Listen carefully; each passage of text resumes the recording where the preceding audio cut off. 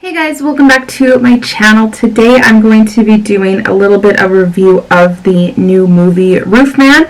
So this came out a little while ago. I actually saw it quite a while ago. I just haven't had time to film a video, but also other movies came out that I wanted to talk about first. For example, I saw Shelby Oaks, and then I also saw the new Frankenstein movie. I actually saw Roofman before I saw those two, but I wanted to talk about those ones and post those videos first. So yeah, let's talk about Roofman. So this movie stars Channing Tatum. It is based on true events of Jeremy Manchester, who the initial story is that he was arrested for robbing a bunch of McDonald's, and then he broke out of prison and lived in a Toys R Us for I think like 6 months before he was finally caught again and arrested again. This is his story, and I thought it was fine. It was a good movie. I gave it 7 out of 10, but thinking about it, especially comparing it to the last couple of movies I saw, which is not a fair comparison because they are not similar whatsoever.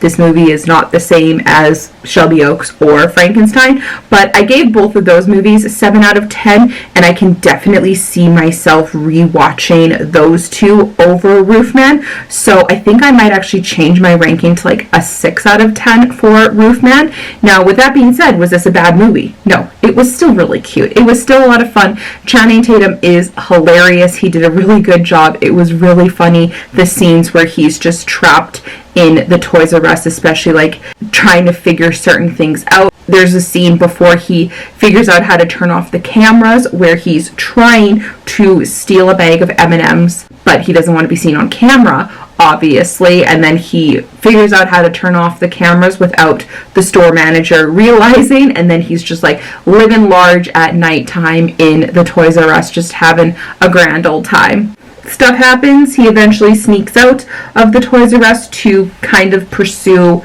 having a life, but his past catches up with him as the story goes.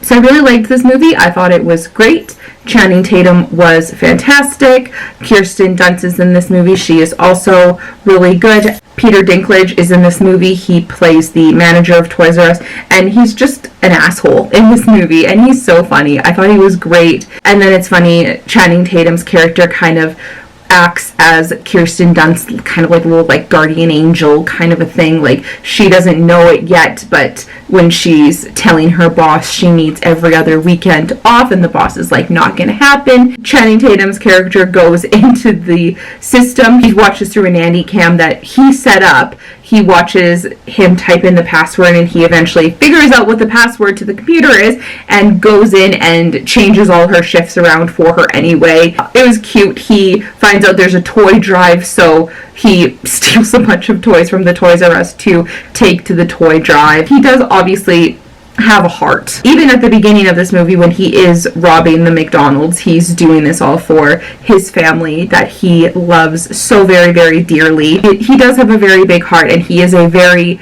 very smart man. Like I said, he broke out of prison, and no one realized for several hours that he had broken out, and he lived in a Toys R Us for 6 months, and no one realized. He's a very smart man. He's very clever. I think he said like he can see things that no one else can see, and that's kind of how he does it. So it was a good movie. It was fun. There were some really funny moments.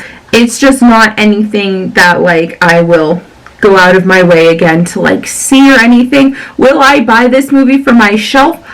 Possibly. If I find it in like a $5 or $10 bin, I would definitely get this movie to rewatch, but it's not anything that I'm like excited for, like the release of this to go and right away get it or anything. It was a fun movie. It was good. I don't have a ton of complaints about it. It was just a decent movie. There were some laughs. There were some emotional moments, and that's about it. The acting was good.